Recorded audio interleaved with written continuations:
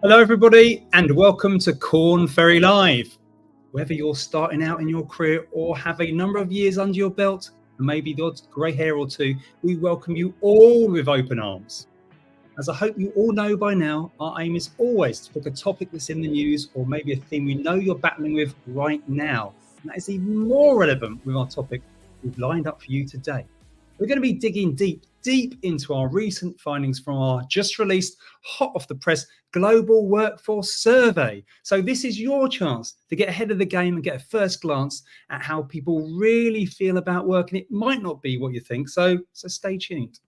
But before I introduce our guests today, as you know by now, this is all about you out there. So use the chat, get involved and get in early with your questions. I don't want any of you being shy today, please. And to warm you all up today, here's one to get the chat flowing. So your first question of the day is, where do you prefer to work? Hybrid, office or remote? Simple one today. Answers in the chat, please get in there fast. Thank you very much. So let's get this party started. As always, I'm your host, Darren Bolton, Chief Creative Officer here at Corn Ferry. And today I have three guests for us. First up, we have Tessa Michorczak, Head of Research for the Corn Ferry Institute. Then we have Maria Amato, Senior Client Partner and Global Leader of Corn Ferry's Employer Value Proposition Solutions. And finally, Ben Hubbard, Senior Client Partner for Corn Ferry's Employee Experience Practice across Europe. Hello, everyone. Hi, Darren. Hi, Darren. Hello. There's a slight pause there. I was thinking, oh my goodness, don't say they're not going to turn up. But you're all here. Lovely to see you all today. Thanks for joining us. So Maria, I'm going to pick on you. I'm going to kick off with you first, if that's okay. Having looked at the survey, there seems to be a few interesting contradictions, I guess. And one of those is where we have, on the one hand, those people that are currently working in an office full time saying that that's the reason they stay working there. But on the other hand, others are saying that full-time remote or hybrid is a reason they would accept a new role. So it seems like a contradiction. What should employers take from that, Maria? Yeah, that's a real challenge for employers, isn't it? Because you have some folks saying they want to be in the office, some folks saying they want to be remote, some saying they want both. And I think one of the things that we have learned is it's impossible to please everyone. But the right starting point is really to think about what you need as a business and what roles and situations require someone to be in the office. And we've found most people are pretty reasonable. So if you can really explain what the rationale is for needing to be in the office, people will understand. But interestingly, that same research that you were referring to, Darren, it also found that even more important than flexibility in where people work is flexibility in when they work. People really want to be able to work the hours that work for them. And that's an important thing for employers to be able to offer if they can. That's great. Thanks for that. And Tessa, Ben, anything to add to that? Yeah, sure. A couple of reflections. It's an interesting conundrum that leaders are having to grapple with, right, Darren? And this apparent contradiction we see in our study is reflected in many other similar studies on this topic. Just to give you a very quick example. So Microsoft picked up on this in their recent Work Trends Index Tracker, and they labeled it kind of like we have, the hybrid paradox. So what they found is that while over 70% of workers wanted flexible work arrangements, more than 65% were also craving more in-person meetings with their team. So kind of the paradox for leaders is this struggle between balancing autonomy and connection. Now, just if you give me a second, if we zoom into what Microsoft themselves are doing in practice, we find some quite interesting strategies. So very briefly, they offer this structured, flexible work model that allows individuals and teams to reference guidelines and then decide for themselves, Darren. So according to Microsoft, the focus isn't on how many hours employees are in the office, but on the kind of moments that matter in the employee journey, the onboarding experience, the project kickoff meetings, and any other time when in-person can really strengthen that cohesion. So, we're seeing this theme picked up in many different studies. Okay, great. Tessa? Yeah, the only thing I would add to what's been said is that as we saw in the workforce survey of 10,000 professionals across the globe, 1 in 4 reportedly said that they would quit their jobs if mandated to return to the office. And disproportionately, we saw a higher level of senior executives that really need more flexibility in work. This actually aligns with our Korn Ferry Listen engagement data. So when we actually look at our Korn Ferry Listen engagement data, these are millions of bits of data that we collect from employers over the course of many years. What we find if we stratify the data by age, that those under 40, 76% under 40, would like their work schedule to be flexible enough to meet also family and personal responsibilities, but 83% of those over 40 need to also have that level of flexibility to meet family and personal responsibilities. So taking into consideration that whether you have a working parent or you have a Gen X or a baby boomer who's caring for an aging parent,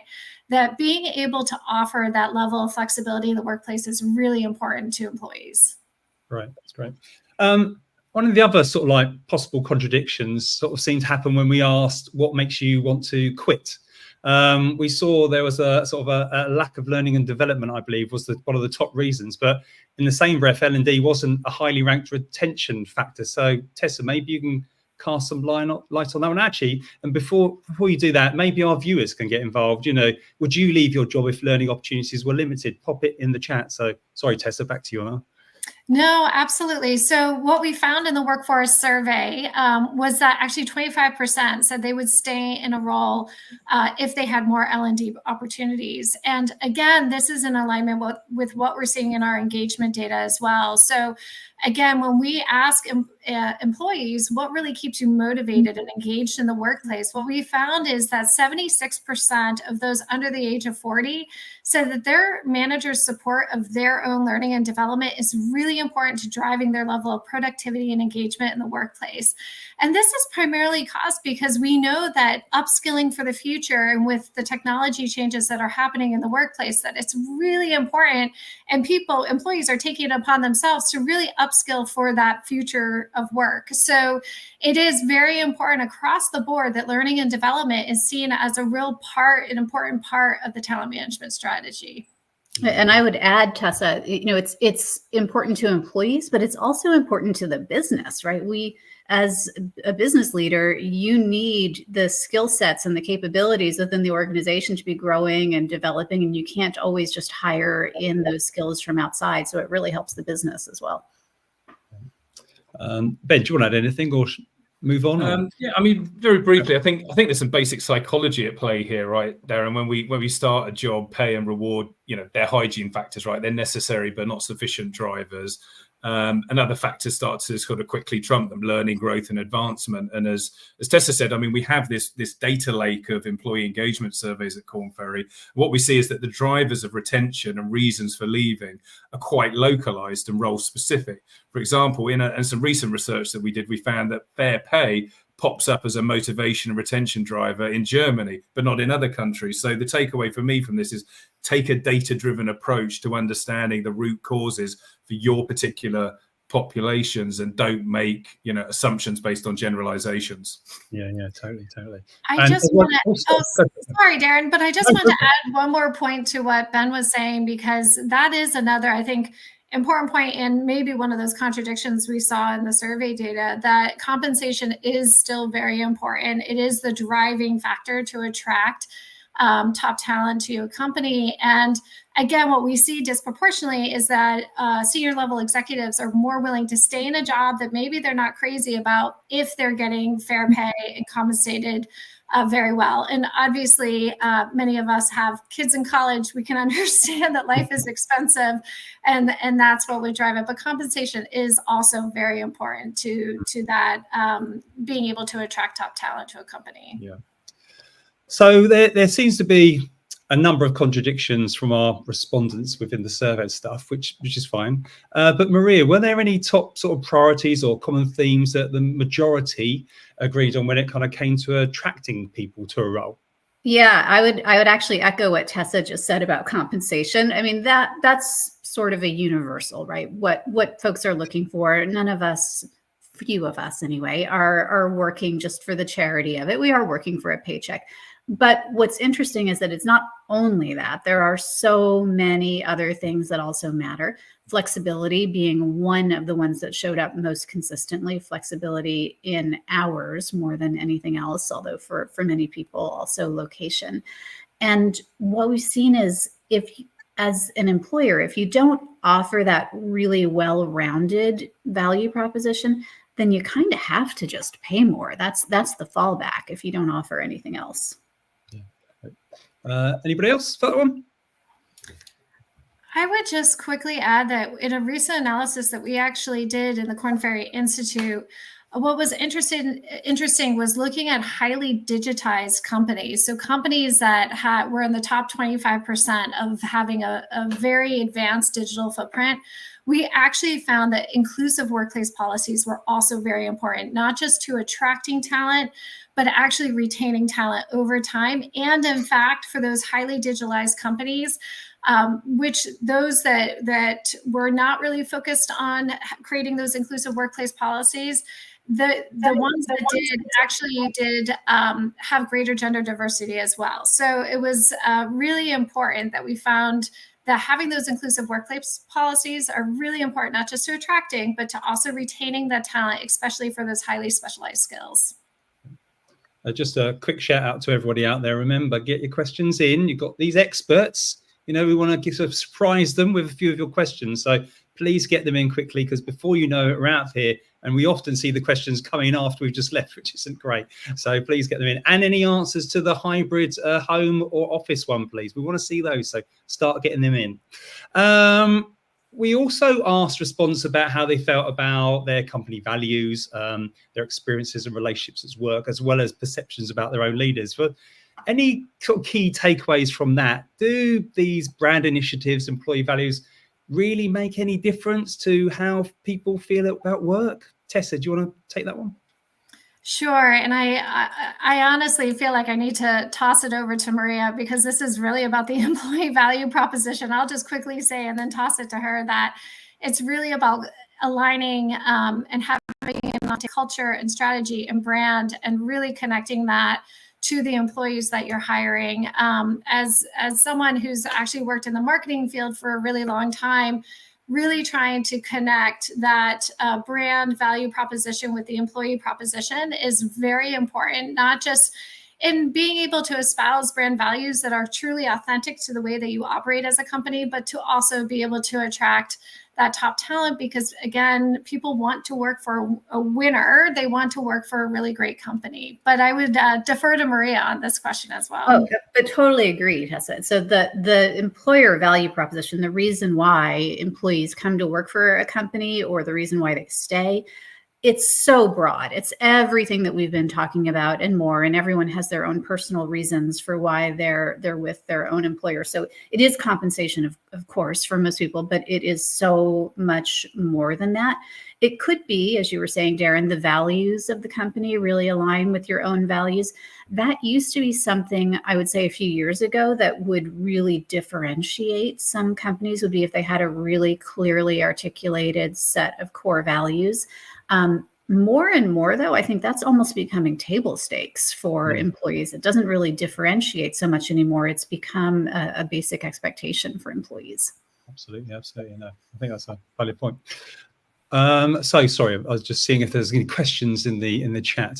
So Aaron, we've maybe got one additional. Sorry.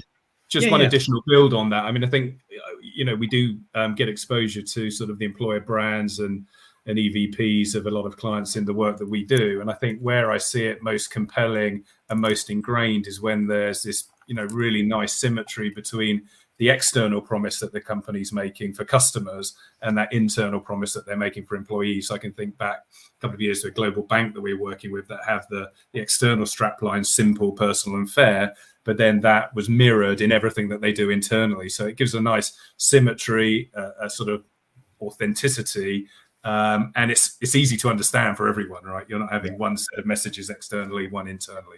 So maybe really critical, Ben, also because what we find is one of the top sources of information for candidates when they're looking at a potential employer is the current and previous employees. So they've got to be consistent. Exactly. So I can see some questions coming in, but we'll hold off. I just want to ask you this one more first, then we'll get through to those. So it's exciting. So we've got a ton of info within this survey, but how can employers use some of these insights to improve employee motivation? That's kind of one of the things that everyone's kind of talking about at the moment. Ben, do you want to kick us off with that one? Yeah, well, I would say this because I'm in this line of business, but I think putting the voice of the employee at the center of your operating model, your culture, how you do business, hardwiring that, and not just doing it every couple of years as a sort of regimented kind of 50 questions, but listening at all those different moments that matter, from even before you join the company into sort of those early experiences with the onboarding, checking in, so it feels like a conversation rather than an audit. And really using that conversation to drive data-driven decisions. What do we need to dial up, dial down? Starting to get into predictive insights, predictive analytics, so we can get ahead of the curve on why people might be leaving. Yes, we do these kind of big research studies right there, and then we start to sort of pick out some of the themes. But if I'm working in investment banking or in an oil and gas, right, the things that are going to drive my people are going to be very, very different. So there's no substitute for using real data in your organization and doing that on a continuous ongoing basis, right, not just once a year or every 2 years. Yeah, right. I would just add to what Ben said that in the workplace survey, what we also found was that 47% of those who responded actually feared that their role will be replaced by AI or tech within the next 3 years. And so in the context of what Ben was just saying about putting the employee at the center, having those conversations, and really being, I think, as transparent as you can around what is the firm thinking about in the context of AI, and how can we really help think about the human and AI, or human and technology intersection, and how can we upskill our employees and really empower them with this technology, is going to be really important, because when there's insecurity and a lack of trust, that's when you get people leaving their companies. And so if companies really do want to build that trust, again, as Ben said, put the employee at the center of it, and you'll be able to address some of those fears that might be actually completely unfounded. That's great. You kind of already answered my next question, which was kind of what's the real impact of these findings on the future of work and organizational culture? I don't know who would like to have a stab at that one. Yeah, well, so I think one of the major takeaways is we're offering a lot of insights. Tessa, you are a font of statistics and information. But I think there's a little bit of a caution, which is we're talking about some generalized data. It's a helpful starting point, but as a business leader who's thinking about the future of work, you really need to be collecting the data for not only for your own organization, but for your own future organization. So one of the things that I would think about if I were an employer trying to sort of future-proof my organization is, what are the kinds of skills and characteristics and experiences that I will need the employees of the future to have, and make sure that I understand what the preferences and the motivators are of those types of employees, and how to balance that with the needs of my current employees, because those are both really important groups and you need to be thinking about both of them. Yeah, and the only thing I would add to what Maria said was that our CEO of consulting, Mark Arian, was recently interviewed around this workplace study. And one of the factors he talked about was that CEOs we had a high percentage of them in this survey responded that they have a little bit of imposter syndrome. And this might actually be due to the amount of change that is happening really ever since the pandemic. If the pandemic taught us anything, it's really that change is emergent, it's constant. And then with geopolitical tensions, with climate change, with all sorts of other factors, as well as emerging technology, to really think about the change readiness of an organization. And so to Maria's point, what are those skills and mindsets that you can really start to integrate into the culture of the organization to, again, be more ready for change, knowing that it's likely going to happen in a constant, versus the fact that 15, 20, 30 years ago, CEOs might have reported that they only experienced one or two massive changes in their career. Today, it's really happening on an ongoing basis. So how do you really create that change-ready organization is also important. Great. I think we're going to have some viewer question time. So do we want to get one of those questions on the screen for us? So for Laurent, what about meaningful jobs? What should be the balance between meaningfulness and compensation? Who wants to take that one on? Well, It's interesting. I mean, I'll just talk from personal experience. So I'm completely outnumbered in my family by teachers. My brother's a teacher, my sister's a teacher, my dad's a teacher, my wife's da. So yeah. So, it's an interesting vocation, right? As a sort of just zooming into that, because, it is very purpose driven. And when you talk to, teachers, they are extremely passionate about the effect that they have on children as individuals, on communities and societies. And I think when you talk to them, their expectations around their reward, their compensation and development are very, very different than when you talk to people in commercial roles. So, I think it goes back to my point around segmentation earlier, that, people's motivations are very different depending on, who they are as humans, what vocations they're in. And as educators, they just stand out as a big outlier. We saw the same with the healthcare community during the pandemic, right? People just doing Herculean work for, very, very minimal rewards. So yeah, that's what sprung to mind when you asked the question.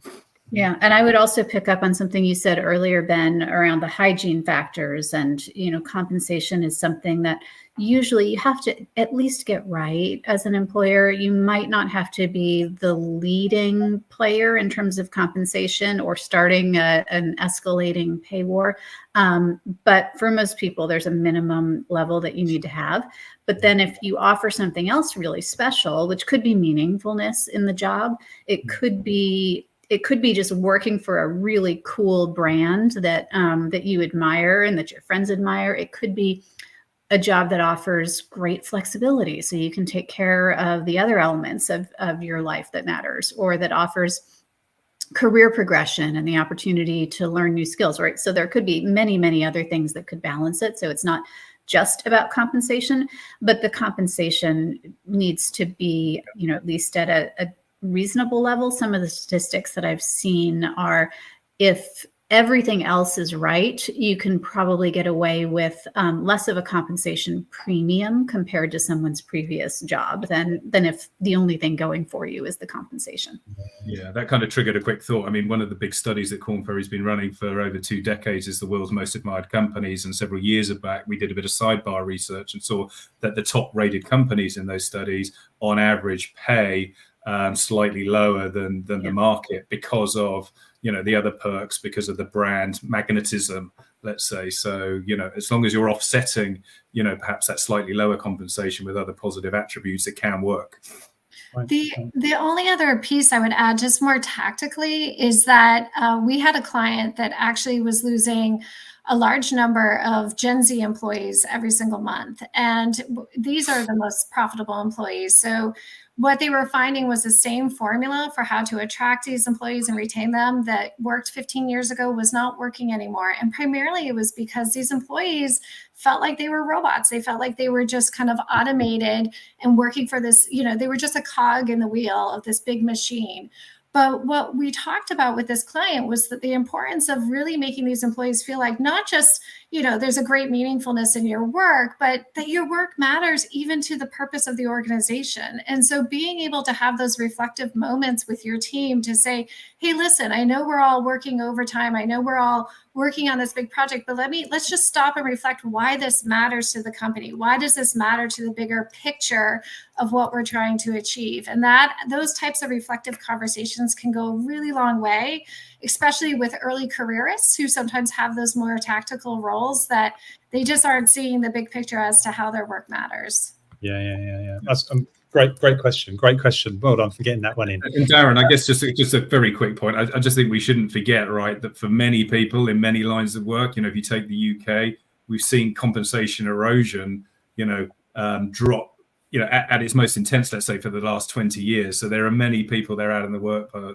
workplace that are struggling where, we use the term hygiene factor for compensation. For them, it's not a hygiene factor whatsoever, right? So I think it's important to just ground it in that reality.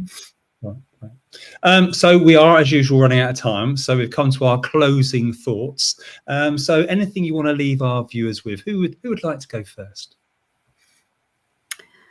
I think I might add that, when you're looking at some of this information for your own employees, sometimes it can be tempting to think about generalizing that all Gen X employees are going to feel this way, or Gen Z will feel that way, and how important it is to realize that while there may be some truth to the generalizations, they can be wrong nearly as often as they're right when you're dealing with an individual person.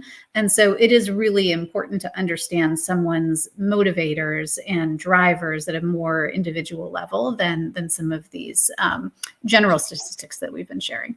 That's great. Yeah, just very briefly add there, and I mean, as I said before, sort of data is knowledge, knowledge is power. I mean, it's no surprise that some of the biggest, enterprises in the world, Google, Microsoft, Facebook, these are data-powered enterprises, and I think leaders need to take a similar approach, right? Which is, understand your people, at a human level, but aggregating up the picture, helps you make smarter decisions. So yeah, that would be my reflection. And my final reflection is, I'm actually going to steal it from what Ben said earlier, which is put your employees at the center and know that talent's going to drive your strategy every day. So if you're really talking to your employees and having those good conversations to understand what their needs are and what are their aspirations for their own careers and so forth, that then you will be at least moving in the right direction. That is fantastic. Thank you, everyone. We have run out of time, but really appreciate your time today. I know you're all busy people, and hopefully we can get you back again soon. Tessa, you're a regular, so maybe we can make everyone else as well. So thank you anyway, everyone, and see you soon. Thanks so much. Cheers, bye. And thanks to all of you out there for joining us and the questions. Sorry we didn't have time to get through them. As I say, you've got to get them in early. You must get them in early. But we have hardly scratched the surface on the survey. So if you want more about employee perceptions, expectations, their motivations, all you need to do is register to receive the full report. There should be a link in the chat. And please keep an eye out for our upcoming live sessions where we'll take a deeper dive into more key findings such as imposter syndrome. We touched on it there, AI and EVPs as well. So thanks again for joining us today. Don't forget those links are in the chat, but that is it for now. So until next time, goodbye.